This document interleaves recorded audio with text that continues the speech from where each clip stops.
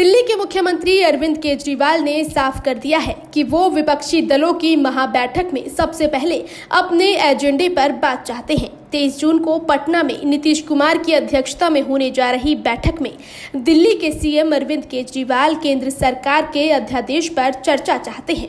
उन्होंने कहा कि मीटिंग का पहला एजेंडा केंद्र सरकार और अध्यादेश होगा। कांग्रेस से अब तक समर्थन नहीं मिलने को लेकर उन्होंने कहा कि अन्य दलों को सबसे पुरानी पार्टी से उसका स्टैंड पूछना चाहिए।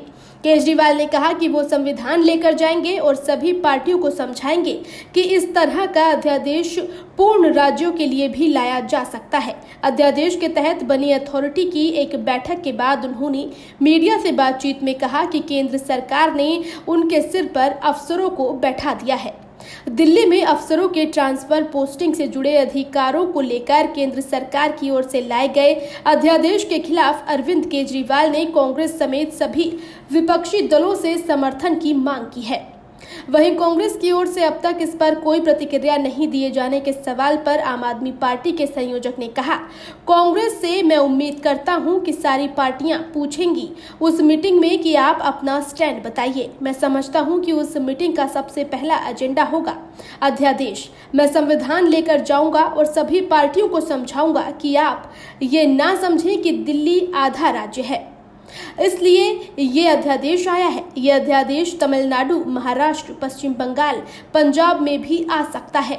आज national capital civil services authority की पहली मीटिंग हुई, लेकिन ये निर्णय पहला नहीं था। मैं थोड़ा सा उस पर एक्सप्लेन करूंगा। पहली मीटिंग हुई,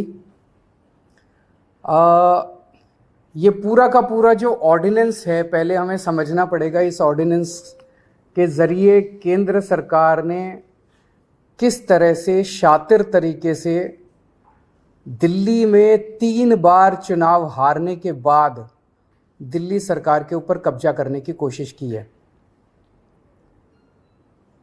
उन्होंने कई ऐसे प्रोविजंस इसके अंदर लिखे हैं अध्यादेश के अंदर, जिसके जरिए मंत्री और मुख्यमंत्री, जो चुनी हुई सरकार है, जो चुनी हुई कैबिनेट है, उसके ऊपर हर जगह इन्होंने एक अफसर को बिठा दिया।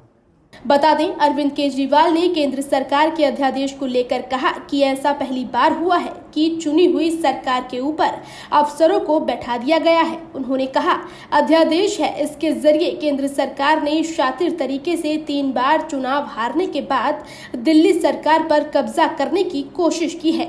उन्होंने कई ऐसे प्रावधान लिखे हैं कि जिसके जरिए सरकार और मंत्री के ऊपर अफसर को बैठा दिया, अफसरों को मंत्री का बॉस बना दिया, कैबिनेट के ऊपर चीफ सेक्रेटरी को बैठा दिया।